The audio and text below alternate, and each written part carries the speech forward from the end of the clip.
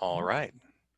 So it looks like we're recording. So I'll go ahead and just give the quick intro here and then hand things off to our panelists. Thank you everyone for showing up. This is going to be the last event in the ACRL Instruction Sections Management and Leadership Committee webinar series for this season.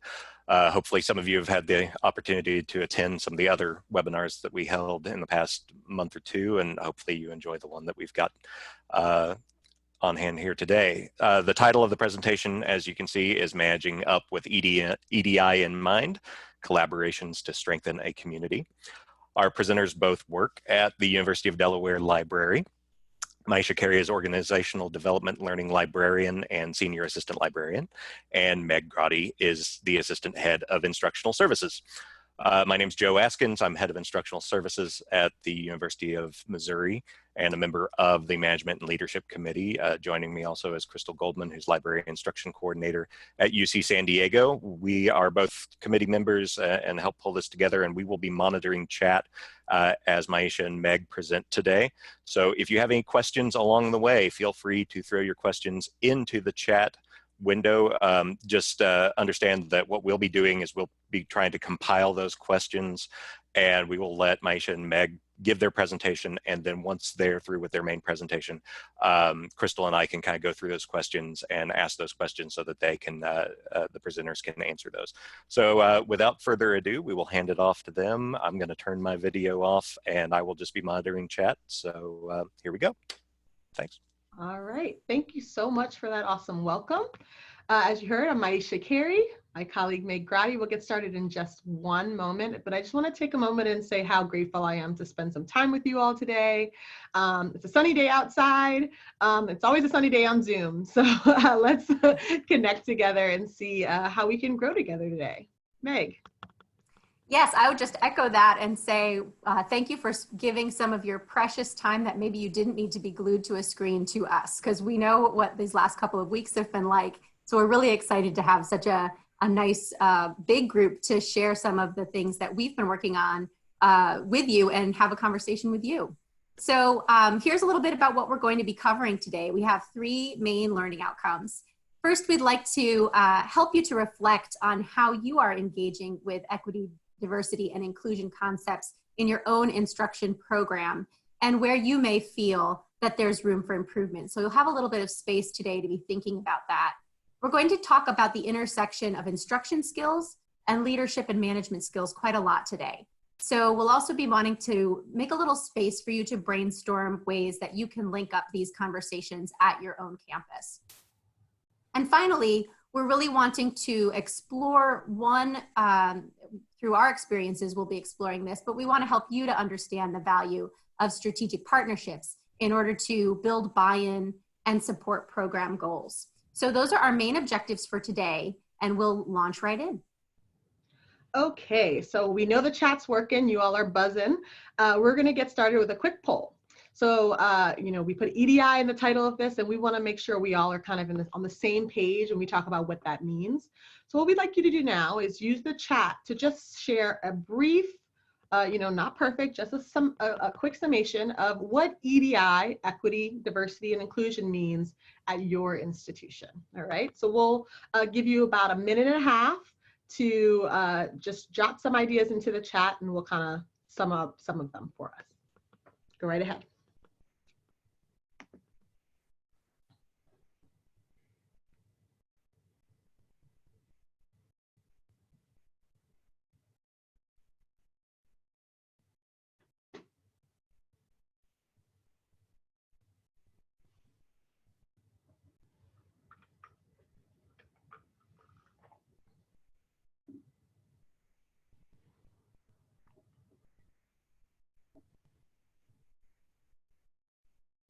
All right, as people are typing, let's see. So, Anna said her job title. We know that's true. Diversity of human difference, something we're striving for, being patient with students, and encouraging those even in the back to participate. Figuring out what that means, maybe with a committee and some big projects. Overcoming barriers users may encounter. Inclusion, everyone's voice is heard and valued, yes. thinking about and making our resources and services accessible to as many audiences as possible. Equal playing field for all, good. Honoring the dignity and sacredness of each individual. Great. Strategy number 4 out of the University of Pittsburgh strategic plan. I love it. Values embedded in our services. Working on developing some of these, right? And using some other definitions, good. Signing services and collections for everyone. Again, human difference. Non-discrimination, good. Having representation, instruction and faculty representing our population, yes. Meeting people's needs where they are. We use diversity a lot. Ethnic diversity usually, okay. Equity comes up. We talk about access to services. Okay. Ooh, I can't read these all. This is awesome. I see mostly lip service to Title IX. Yeah, sometimes that happens. Okay. So we're at about 2 minutes. I'm going to let you all continue to share, browse through the responses you're hearing from others. But what I am seeing is a lot of parallels with the kind of main ideas that and how we think about it at our institution as well. So as someone mentioned, diversity has to do with, you know, the various ways that we are different as human beings, right? And that term is usually synonymous with representational diversity, right? This idea that we all bring unique perspectives, life experiences, and elements of our identity to the work that we do, whatever it is. And that's usually measured in terms of numbers and percentages, right? We're talking about diversifying our staff. We're talking about creating possibly a more realistic picture of what the population really looks like in the world, right? But at its best, diversity is also about believing that the lived experiences and perspectives of various people enrich our lives, right? Individually, and enrich the work that we do. Inclusion goes that extra step from diversity to actually creating the conditions that will allow members of the community to feel valued, to feel included, and engaged, right? So at the University of Delaware Library, Museums, and Press, we've had a legacy of focusing on diversity and inclusion, largely through one of our oldest initiatives, which is the Pauline A. Young Residency Program. It's actually arguably the oldest diversity residency program in the country. And in that program, the library focuses on recruiting and we're creating opportunities for early career librarians from underrepresented groups to join academic librarianship and find success, first at our institution, and then, you know, helping them get placed in a position afterwards where they can continue to diversify our field, right? Now, the equity piece of this acronym is the part that people tend to start, you know, resisting, right? It's a little trickier. It's much harder to get people to buy in because it requires us to accept that there are people who have historically had less than full access to the rights, privileges, and opportunities of the majority. When we work towards equity, we work to correct for that injustice, right? This is the work of social justice. It cannot be done while attempting to maintain neutrality and without confronting our privilege and our biases. But it's essential to making any real progress towards the diversity we say that we value, right? And almost 100 responses here say that we do. So equity, diversity, and inclusion are all espoused institutional values at our institution, both within the library and on the university level. And we hope to share today some of the ideas that we have taken on to enrich our individual programs, but then also bring ideas of equity, diversity, inclusion into how we talk about our work and how we make decisions in the library. So how do we get here, Meg? All right, so I'm going to do my very best to give an extremely brief history, a little bit about our institution and an extremely brief history of our instruction program, at least since I have been a part of it. And I just want to say thank you so much for the comments that you guys were just putting in the chat, because I definitely see a lot of really wonderful quotes that you have shared, thoughts you have shared, frameworks that I know I'm going to be really psyched to dig into after today. So please do continue the back channel discussion of some of these ideas. You're bringing a lot already to some of these ideas. So University of Delaware is an R1 institution. We have an enrollment of about 24,000. At our library, we have a staff of somewhere around 140. And there are around 30 of those staff who are engaged in teaching as a core part of their positions. The teaching team spans 8 departments across 4 divisions of the library. And as you can imagine, this encompasses a wide variety of skills, teaching styles, of goals. So here are a couple examples. We have an active special collection and museums team, which focuses on object-oriented teaching surrounding visual literacy and primary source literacy goals. There's a newly formed digital scholarship group, which is still coalescing around its central services, but right now teaches data literacy and analysis using emerging technologies. Another department that does a lot of teaching at our institution is our Student Multimedia Design Center, and they run a multimedia literacy program which supports student creation of content such as podcasts, videos, and my home base is the Reference and Instructional Services Department, where we focus on information literacy skills in a traditional liaison model to academic departments. So as a whole, this dispersed team generally reaches around 10,000 students annually, mostly through course integrated one-shot instruction, but also through workshops, co-curricular programs, and orientations. So it's, I'm sure many of you have structures that look a little bit similar to ours. So UD has one core course in the general education curriculum, which is English 110, freshman composition. Like many teaching programs in libraries, much of our effort goes right to this program. So perhaps it would be helpful if I talk a little bit about that program to give you a flavor for some of the recent work we've been doing. We've worked in partnership with this program to provide one-shot instruction for well over 30 years. And under the leadership of our first-year experience and student success librarian, in the past 4 years or so, we've really pushed hard to expand our work with this group by creating strong library instruction outcomes for first-year composition. The library's established a learning object repository for English 110 instructors, which supports information literacy in that course curriculum. And our first-year experience and student success librarian has also launched a really innovative faculty development program in partnership with that program, and that's now in its 3rd year. So we're pushing hard to continually reinvent some of the older parts of that program in that area that I'm involved with. So that's a little bit about what the instruction program at UD looks like at the UD Library. And as you can imagine, the management situation for all of this work is fairly complex. So I was hired a long time ago in the dark ages in 2008 with the title of Library Instruction Coordinator. In reality, that role was pretty limited to teaching a great number of instruction sessions to English 110, a lot of one-shots, and to coordinate the teaching work really of just one department, and that was the reference department.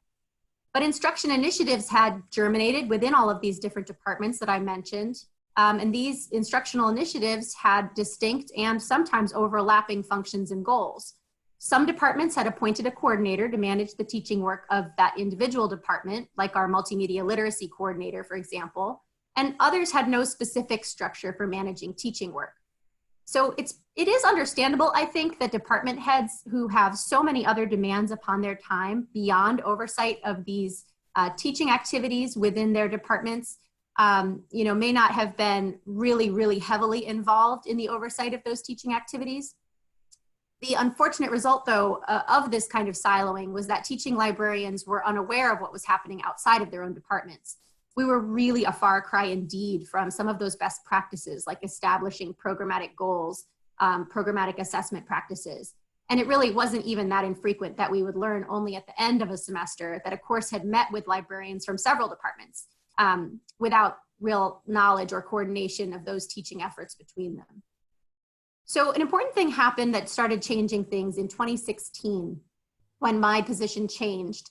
We hired on our first-year experience and student success librarian, whom I now supervise, and we formed a working group to support her in setting the strategic direction for English 110 and for managing that course load. So this freed me up to take a more outward-facing role on campus as well as to think more strategically about how we as a library wanted to manage our program of teaching.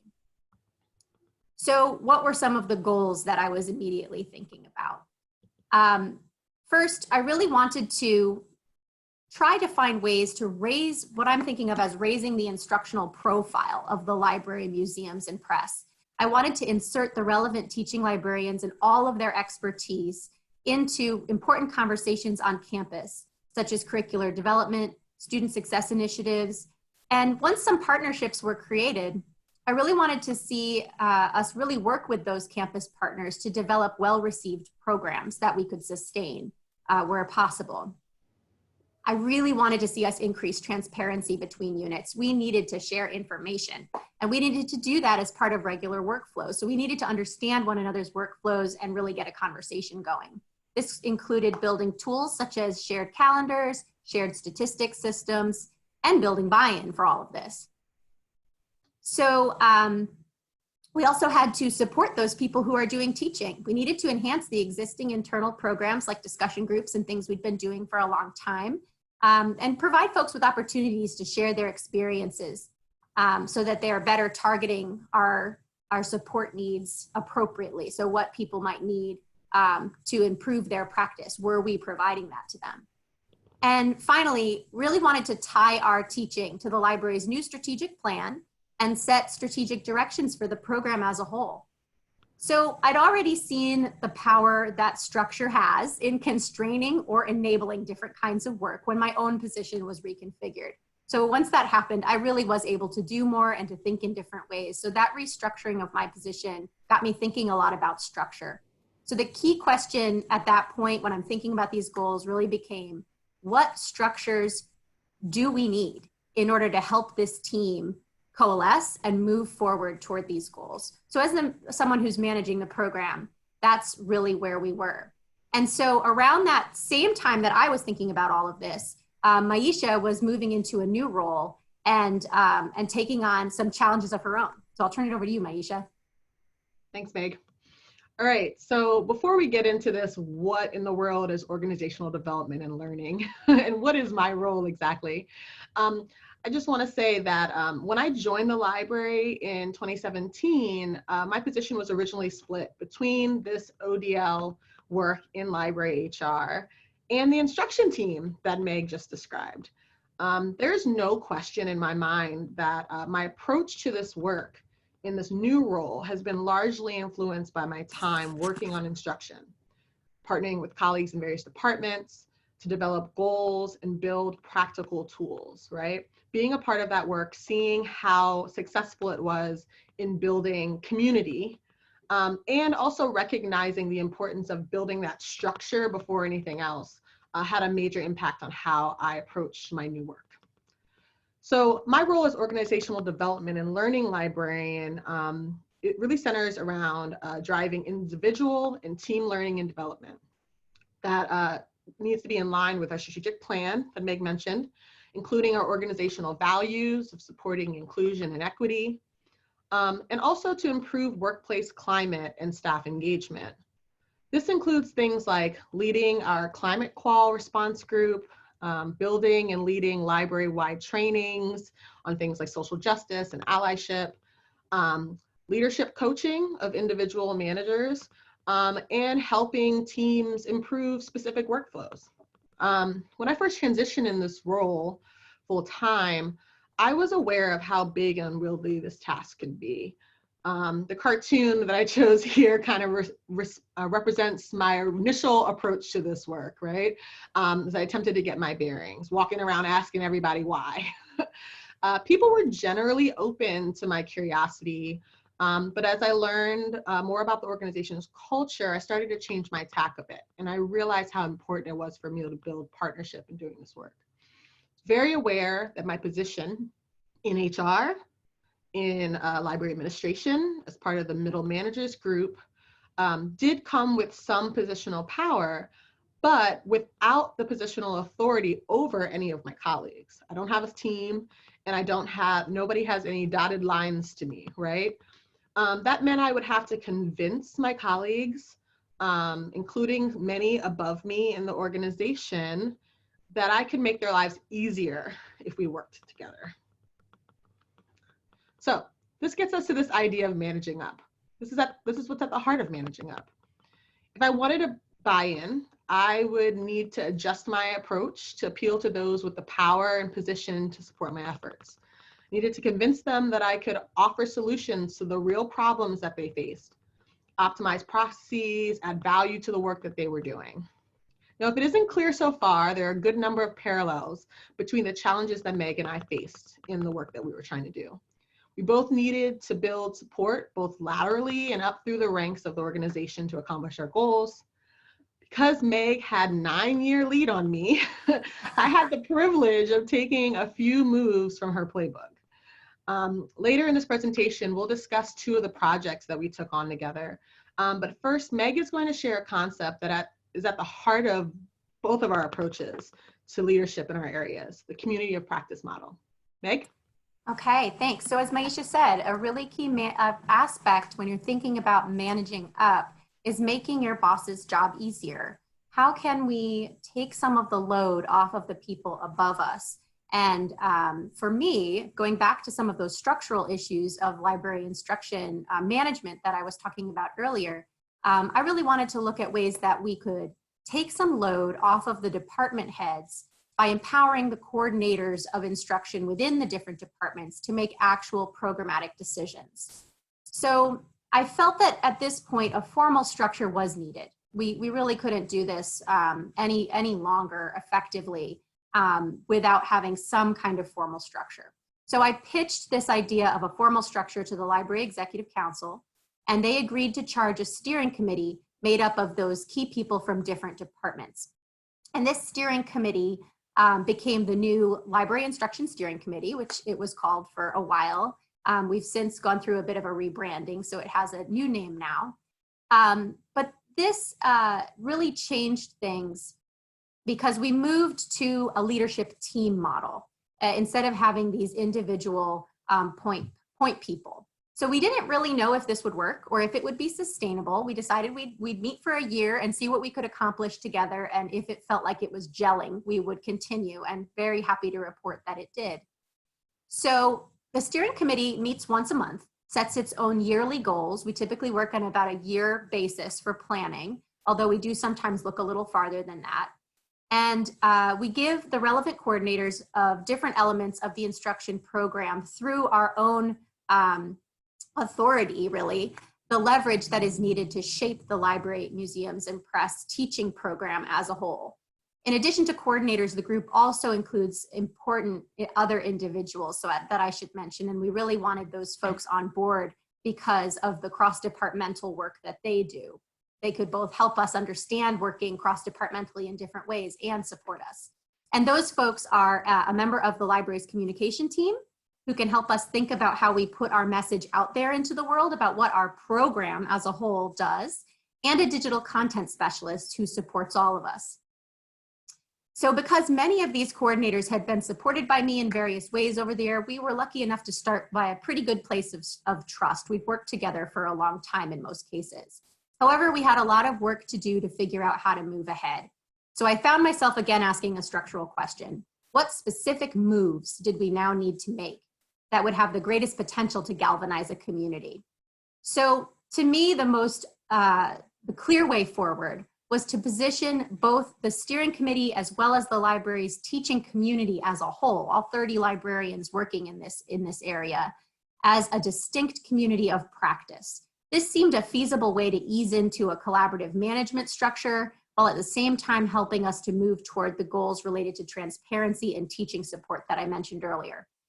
So the quote up on the screen is a definition of a community of practice, which I particularly like. You'll see some different definitions out there, but it is a group of people with common characteristics, similar interests, expertise, roles, and goals, who interact with each other in a physical or virtual space and possess a common domain, practice, or set of practices. So a community of practice model really has a great deal of potential to build social capital in a group, particularly a group like ours, where some folks had been here for a long time, others were somewhat newer to the organization. And this kind of a model is often invoked in organizations as a way to transcend organizational boundaries. So as a model, this seemed like what we needed at the time.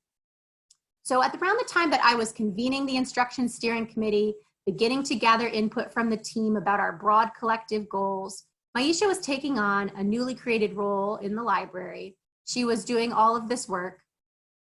And I was thinking about what structures could support some of this work. So some of the things that I knew we needed were, we needed to talk about how to get our steering committee on the same page. We needed to have more of a coherent training and support program for our new hires. And we needed to take some of the work that we had been doing and tie it more specifically to some of our broader goals that we were now developing in the steering committee and tying to the strategic plan. So I think that brings us to some of our case studies, Maisha. Well, I'm going to say a little bit more about community practice first. Oh, sure. So, sorry. No, it's all good. So my foray into building a community of practice centered around building a leadership development program. As you can imagine, I was an avid supporter and active member, and still am, of the leadership community of practice, right? Both the discussion groups, the tech jams, all the various things that that group does. So I saw how meaningful, impactful that work could be. But here I am trying to develop some ways to support leadership in our organization. We have lots of people in management and supervisory roles, I would say between 30 and 40. But like so many other institutions, most have found their way to that work because of expertise in a given functional area, as opposed to any specific leadership development. I knew that helping our leaders improve their practice would have a direct impact on the library's culture and climate, so I wanted to do something. This also was in line with our climate qual findings, and really knowing that we want to strengthen the ability of leaders to support their teams. So at the same time that I was thinking about this, I was working on developing a training program for staff on how to be an ally. It was a 4-part year-long program developed in partnership with the university's Office of Equity and Inclusion. And it was tremendously successful, if I don't say so myself, at introducing common language, at engaging staff in discussions around social justice and bias and privilege that I know wouldn't have happened otherwise. So my first thought was to develop a similar program around leadership development, perhaps building on the concepts that make up the Library Management Skills Institutes that you all have probably heard of through ACRL or other large skill programs like that. But instead, I chose to develop a community of practice. Following a model similar to the instruction discussion group led by Meg's team, anyone interested in building their leadership competence is welcome to participate. We explore topics including managing others, decision-making, planning, inclusive leadership, culture building. Members are active participants in the group, suggesting topics, leading sessions, developing learning plans, and most importantly, supporting one another's growth. I thought it was really important that the community of practice model would allow people to bring their real life challenges to the conversation and learn through the act of working through those problems, right? Also, a community of practice model mitigates the isolation that just goes hand in hand with being in a management role, right? This is really similar to teaching, and why community of practice is so popular for teaching as well. Using those real challenges, connecting with one another, and helping one another learn. So the community of practice models are at the heart of a lot of what we did. And now we'll talk a little bit about some of the other projects we worked on together. Nick.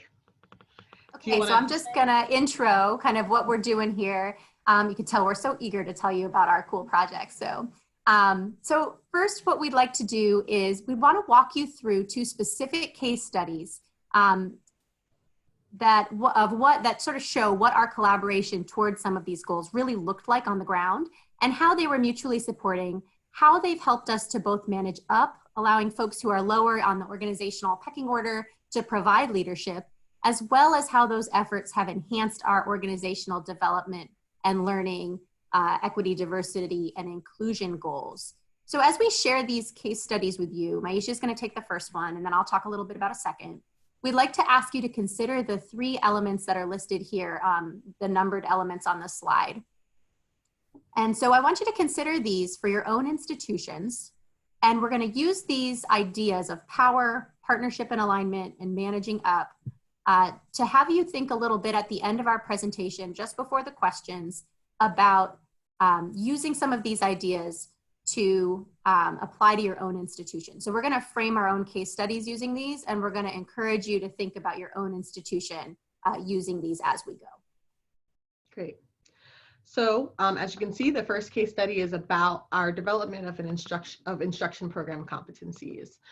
This work began in the fall of 2018. So I was getting ready to transition into my full-time role in library HR. And at that time, Meg and I took on this work of developing a series of competencies together. This project would serve as a kind of pilot project for my new role. But it'd also be clearly very valuable to Meg in the work that she was doing as well. I had an interest in competencies for creating competencies for many of our common practices in the library, because I believe that they would allow us to articulate expectations clearly, target learning and growth, and measure growth as it happens in the library. From the outset, our goals in developing this were to create common language and understanding around what good instruction looked like, strengthen the work of the instruction program and the instruction community of practice, and create clear, legitimate expectations that managers could easily adopt and support with very little effort on their part.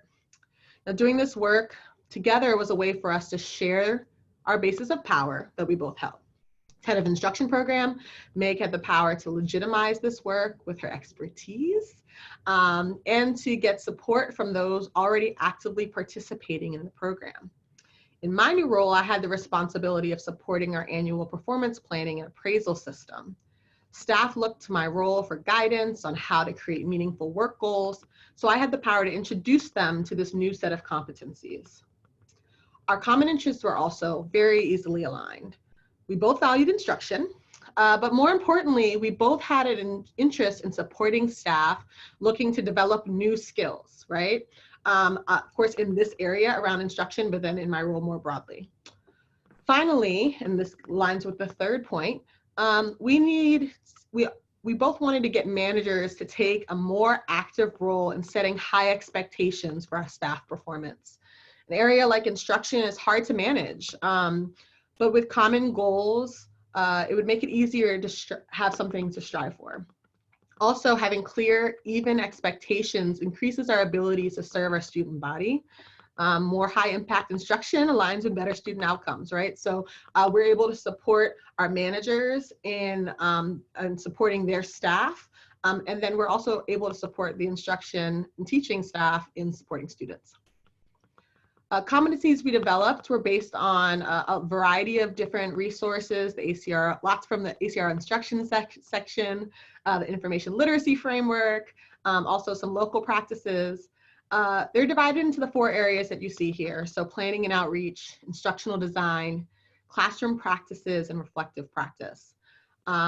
And then each of those areas are divided into individual skills and practices and paired with goal ideas that could be easily adopted by staff. So I've shared one example here on the slide. So for example, competency area in instructional design, there was a skill that said applying technology. So it would say applying technology effectively should at the basic level increase efficiency of classroom activities, connect to session outcomes. More advanced integrations would leverage the unique aspects of the selected technology in order to deepen learning in ways that would not otherwise be possible, right? So very clearly stating what the skill is and why you would want to use it. And then in this case, one goal would be to redesign a lesson using some of our library created tutorials or vendor-based tutorials to create a flipped class model. So that would provide more class time for critical thinking activities. Now the key here, of course, is this last part, which is an action to then report back on what happened. So sharing the result of that lesson plan in the instruction collaborative drive allows others to learn from that experience as well. So just a quick what happens with this work. Meg has used the competencies and put them to good use, reshaping the instruction training program that she runs. So this is a program that all of our new teaching staff go through when they first come to the library. And of course, people who also have been here before are welcome to join as well. The instruction steering committee uses these competencies, and I should say that they were part of crafting it, right? I mean, we developed the initial draft, but they had a huge hand in giving us feedback and helping us shape this final product. But that group now can use the competencies to develop discussion group and tech jam topics and make sure that the learning experiences they are providing for staff are aligned with the competencies as well. And then finally, we are continuing to encourage staff and managers to use them in developing their own goals. Just earlier this year, I did a series of workshops for people on how to write effective goals, and how to do their performance planning, and I was able to use this as an example of a tool that is, specific to our institution that people could use to create really impactful goals. Now, Meg, you ready to talk about the second case study? I sure am. All All right. So this idea that we've sort of introduced here, and I think runs throughout all of our presentation in some ways, is developing a shared language and shared experiences is so important to this kind of work. So, but when you're thinking about this, it is important to recognize that any kind of power that you may have in an organization that you can leverage toward your goals is something that you should be aware of. So you should really take the time to reflect on what power you have. The power may not be coming from positional authority, as Maisha mentioned before. It may come from the trust you've built with people over the years. It may come from work that you successfully completed. It may come from being brand new to an organization with a fresh perspective that is valued. And I can say that that's one thing I was really jived up about working with Maisha because she was new to the organization and had great ideas and could take that fresh perspective at asking, why do we do this way, which really helped. So one power that I knew I had, as strange as it may be, and as you may not think of it as being a power, but was simply the power to convene a group. So for years, I had convened monthly cross-departmental discussion groups and tech jams, which Maisha mentioned earlier. The tech jams are just a Friday afternoon, strictly informal. Hey, there's a technology someone's curious about. Let's all get together and bang on it together and learn it together. So I had been putting those together for the teaching team to share and learn from one another for a long time. And when Maisha and I sat down and we started talking about the goals of the Equity, Diversity, and Inclusion Initiative and of organizational development more broadly, there were some really clear parallels. So for example, when we talk about helping managers to become inclusive and attuned to the needs and experiences of an increasingly diverse staff, we have to address specific skills such as active listening or creating a sense of safety and how to address ways that power dynamics can influence learning. So I imagine that all sounds very familiar to this group. So these are the very, very same concepts and skills that we talk about all the time in teaching communities as we look to create safe communities for diverse learners. So we decided that talking about inclusive pedagogy was a great way to talk about inclusive management and inclusive practices in management, and vice versa too. So what we did is we ran 2 different discussions on this topic. One was held in the fall, and one was held like at the midnight hour right before we all went home to work remotely this past spring. So the other was quite recent. These discussions were cross-listed both to the leadership community of practice that Maisha has been germinating, and as also to the library instruction team. We asked attendees as part of their activity in this discussion to read a very, very brief chronicle piece by Kevin Gannon as a way to quickly become familiar with the concept of inclusive pedagogy. And then we asked attendees to move about the room with prompts such as the ones that you see on the screen here on several Post-its displayed. And folks sort of moved around the room and wrote their suggestions and their reactions to these prompts, examples of when they saw this in action, things they've tried. And these prompts were meant to kind of reflect the ideas of inclusive pedagogy.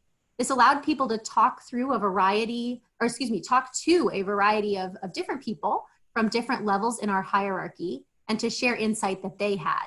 Again, remembering managing up has a lot to do with making your boss's job easier. So these kinds of conversations were helping the teaching team to support the managers in a really cool way. So this prompt here kind of shows you some of what the prompt itself looked like, some of our colleagues' reactions. And what we found was that by doing this, at least for a while, at least for an hour, we were able to flatten out that hierarchy and create a space for the instruction team's expertise to actively support managers who are working to learn strategies and tools that can support this organizational effort to be more inclusive as an organization. On the flip side though, and I think this is important, it also helped the instruction team to see some of the struggles that managers face when managing resources and relationships that are very long-term, not limited at all to a single interaction.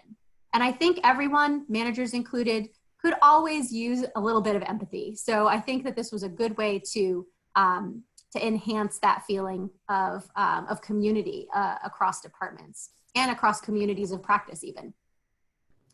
So in a way, this really helped us to begin to establish some of that shared language around some of these issues of equity, diversity, and inclusion in a nice, mutually supporting kind of environment. I think that's it for that one. All right.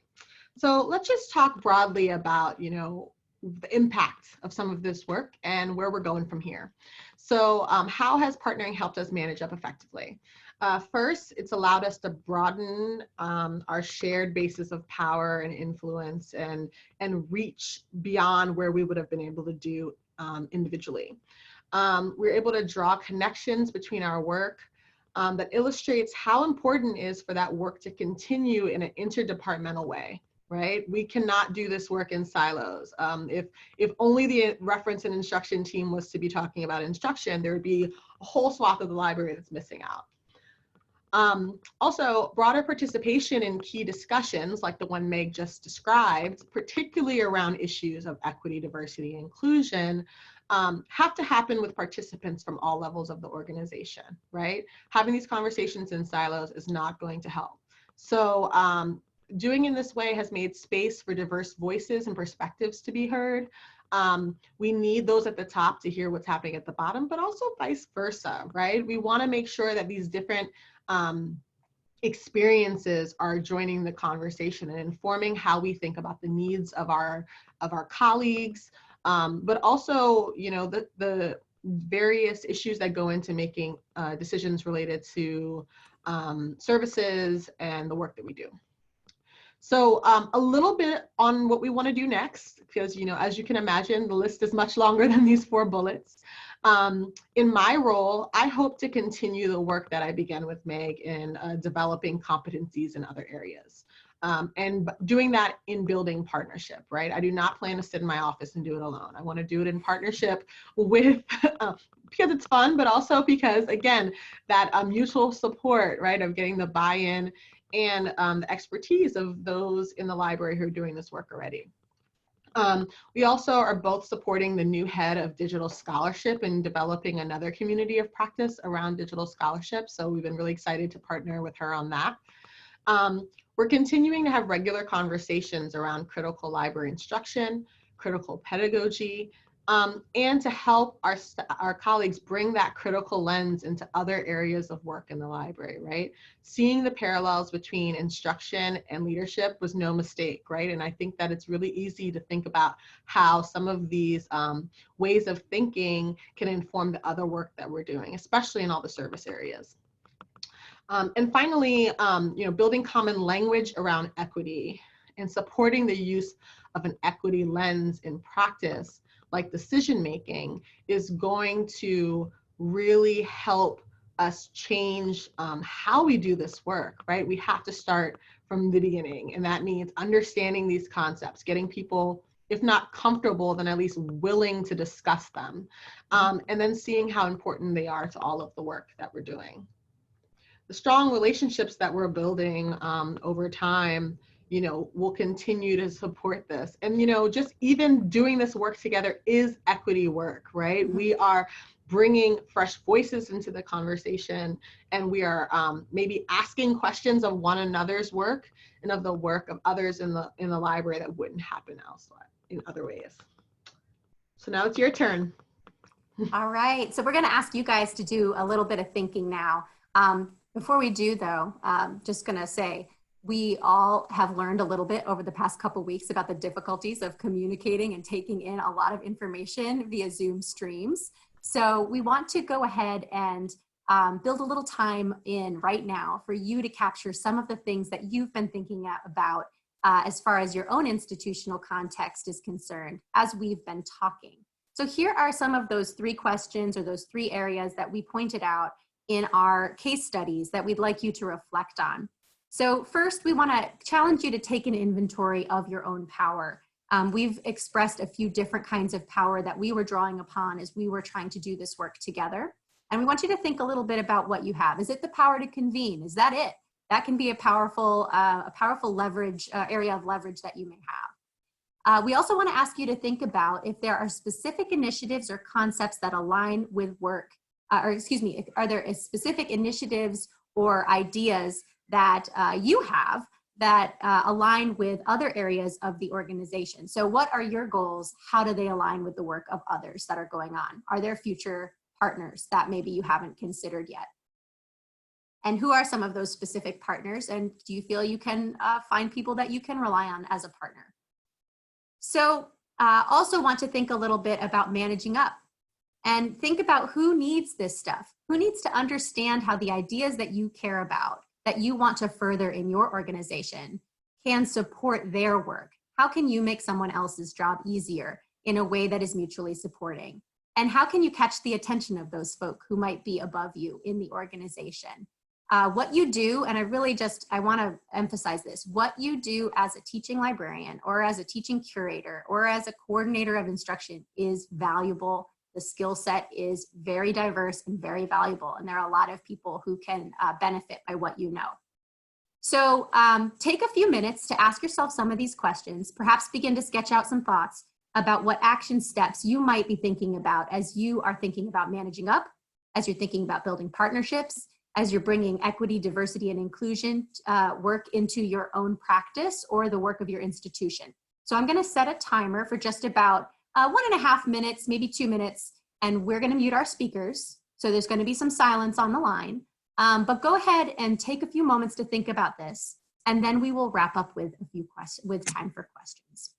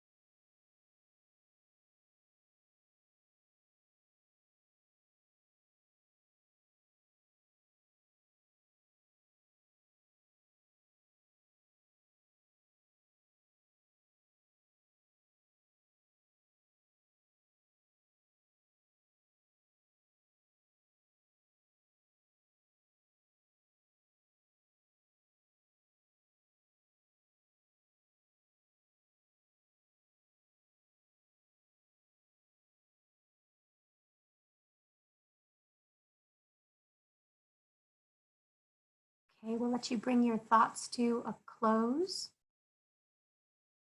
That's been just about 2 minutes. So on behalf of Maisha and myself, we certainly want to thank you guys for listening to us. That was kind of a long Zoom slog there while we were talking. So we want to give the remainder of our time over to questions that you may have. We are very open to continuing this conversation. We have several ways you are more than welcome to connect with us up on the screen.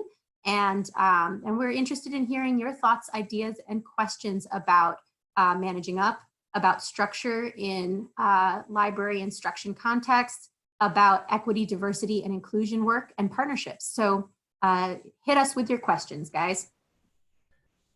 And I'll go ahead and jump in here now, and you can see the questions as well, but I'll go ahead and read them for you, and so that everybody else can hear them as well. Lisa Hooper asked or said, you all have a small army of librarians where I can imagine there are more opportunities for shared or distributed work practices that help create the time and thinking space to effectively engage in these communities of practice. Is there a minimum number of librarians on staff that you think is required for this to be a tremendous success? And then says in parenthetical, between the lines, we've tried a few times and generally failed as our COPs quickly get turned into working groups and create a larger workload without being able to let go of other work. That's big. Yeah. Well, I can say, I'll start. So, I mean, this isn't about instruction, but I'm thinking about our leadership community of practice. You know, I mentioned we have almost 40 folks in the library who would technically be considered being in a leadership role, but we do not have that much engagement in our community of practice so far. We tend to have between maybe 5 and 10 people in a session, depending. I mean, when we talked about appraisal, it was a bigger group because it's a hot topic. But, you know, I say that to say, you know, I think that if the conversation topics are coming from the group, and if they are timely, right, they are in line with the work that needs to be done, I think that they could still be meaningful. I think the key is, though, to allow space for folks to, you know, bring concerns or ideas to the group, but then also make sure that the work is centered on the individual and the goals and the work that they're going to go back and do. You know, if the group turns every session into how are we going to fix it, then it will quickly become a working group. So, you know, maybe creating some structure around the community of practice sessions where people have some clear goals for themselves as individuals, and then they are able to, you know, kind of keep track of that and grow with them individually, could keep the work right-sized, I think. I would just add to that you mentioned the question, Lisa, of what's the minimum number of people, and that depends in so many ways on the institution, and but really I think the diversity of folks that are interested is a really important part of a community of practice. So you may have roles that are not exactly the same, but which complement one another in some ways. Think about who can support who when you're thinking about starting a community of practice. Folks who have been in an institution for a really, really long time can be a really important part of that community of practice. And I'm not talking mid-career people like myself, but people who have been in the field for a very long time and can give some perspective. So think about the diversity that you might need to have that group. And my second recommendation is there is a really, I have learned this more recently, there is a galvanizing, nice effect that happens by setting aside time for learning opportunities that are strictly informal. So that's sort of the Tech Jam model. Friday afternoon, we're all tired. It's been a busy week. You know, we're going to kind of get goofy looking at some technologies together, and we're not going to expect anybody to present in front of us. It's just going to be strictly informal for our own learning. And I think there is a benefit of that, especially if you're seeing things quickly get formalized and become work when really it was just meant to be a learning opportunity and a community building exercise. All right, we had several questions throughout, people just asking about recordings and slides. And yes, this is being recorded, and it does sound like we will have the slides available as well to you afterwards. If you, we'll keep going with questions. I would say that if you are going to need to head out at the top of the hour, contact information is right there on the screen. So, and since this is being recorded, if you have any more sensitive questions that you'd like to ask, things that are more specific to your library that you don't want to make public, I'm sure that you could send those questions along privately. Question here from Christine. Do you have any advice about how to design or organize a collaborative learning object folder so that all librarians feel comfortable contributing and using the folder, such as folder naming conventions, folders, is it curated, etc.? Oh, that's a great question. Let me take a stab at it. And first off, I need to admit that I have failed 3 times to get it to work properly.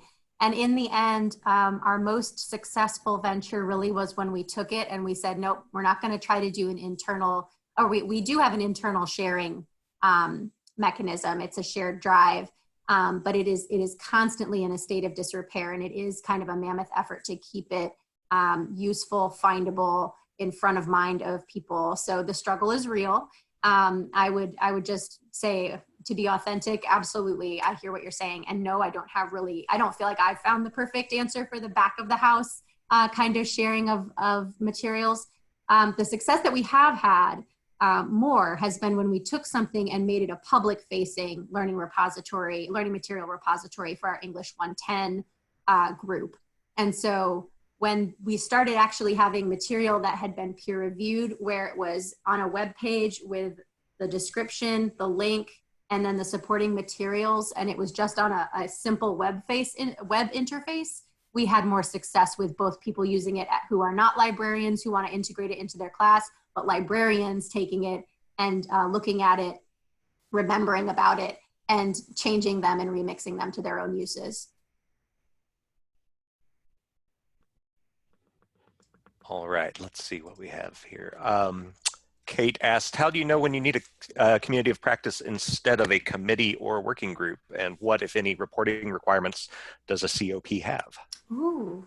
Yeah, I'll take a stab at that. So as Meg mentioned, I think the key to a community of practice really has to do with some shared goals around what it is you're trying to accomplish. And in this case, we really were just talking about learning, right? So I think that, a committee or other working group, would have a charge that would lend itself to some kind of product or work being developed.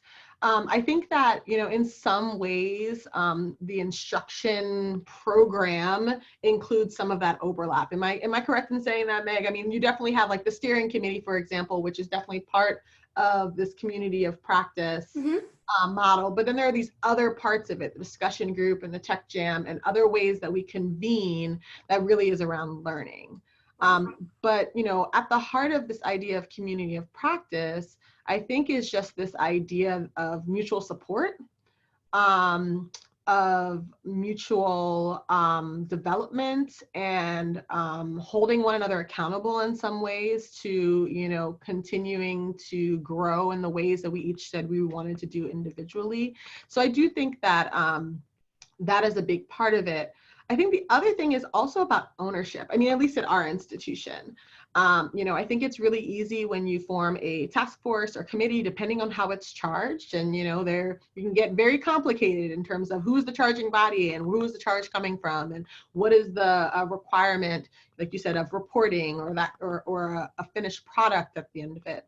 But I think one of the things that makes a community of practice so special is that it's accountable to itself.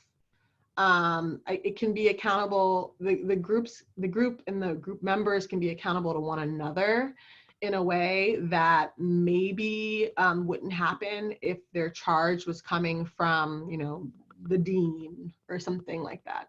Now, Meg, you want to add anything to that? Because I know that the steering group has some more official role. Yeah, the steering group itself is charged by the management team to do management. So, or take on certain aspects of management of this program as a whole. So in that case, it's a community of practice in some ways, in that I think the community of practice idea translates more to our steering committee members are members of the broader team, the broader community of practice. So we were using the community of practice ethos in our teaching team to help our steering committee feel like it understood how to act together, if that makes some sense. So they were sort of mutually reinforcing ideas. But as far as, I want to echo what Maisha said about learning and learning from each other, and that sort of, I have often used the word cross-pollination being the central kind of theme, is a really important piece, at least for our communities of practice that we have seen. It is a challenge for a fun, I have to say, it's really a fun kind of challenge to try to make sure that those meetings that are planned are both aligned to the competencies that we feel are the most important to our community, but also on point, fun, make people feel like they got something out of it. I mean, we wouldn't have people joining up, totally voluntarily joining up to these discussions that we have if we weren't really doing I think a very good job pulling in external speakers sometimes, tapping people who are doing really fantastic work to do some humble bragging, and putting things together at times of the semester when people want to hear about those things. So a lot of planning does go into it.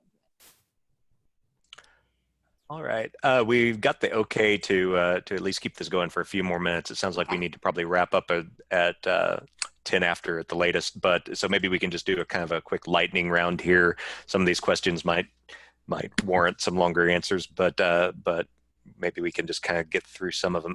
William asked, William says he works in a system of very tightly defined unions that set strict boundaries about how duties are parsed, and within a very small community of library faculty that's rather cliquish and defensive. It's been frustrating, but any suggestions on how to break these barriers if you feel that your work is invisible? Can I take a quick stab at that? So I feel your pain, William. It happens. One just quick tip of something that I did as part of the leadership group that I think could be useful here. If you have folks who maybe don't usually want to convene, you have folks who maybe don't really, their first reaction is going to be, what is this thing you're asking us to do? Is put them in charge of it. Ask them to lead something. Call on their expertise and ask them to present, to share something exciting that they did. Some of that is, a little bit of ego stroking for sure. But there's nothing wrong with that, because along with that ego stroking is your opportunity to give some really meaningful, positive, reinforcing feedback, right? Pointing out something good that they did and asking them to share it with others will help get some buy-in. Absolutely, that's a key strategy. I'll combine these next two. Melissa asked, how do you think communities of practice can lead to a cultural shift in the library organization to allow the library to truly become a learning organization? And then Jane also asked, do your communities of practice include people from outside of the library? Oh, I love that question. Let me jump in first this time, Maisha, and then I'll turn it over to you. Okay. I love these questions. I thought so long and hard about the Library Instruction Steering Committee and whether or not it should include others from outside of the library. I work very closely with the Center for Teaching and Assessment of Learning on different initiatives, and I had often wondered if there was a reason to sort of make that connection. Early on, I decided I was going to keep it local so that we could learn what worked for us and then make a decision a little bit down the line as to what was working. We do have external folks come in and teach us or talk to us or help us facilitate discussion, or just to welcome them into a discussion if their perspective would greatly enrich that kind of discussion or activity. But at this point, I would say we're a fairly exclusive club. But that is something that I think is definitely worth considering for your own institution, especially if you're a smaller institution and there's maybe a smaller team. I think it could be very, very valuable indeed to bring in others. Nothing to add. Sounds great. The last one we have, and then we'll call it a day after this one. Anna Michelle asked if you could talk a little bit more about the structural changes that you think made this possible. How did those come about, and did you advocate for particular structures? Sure. So I'm going to give the shortest version of this that I can, because it's been a long and winding road.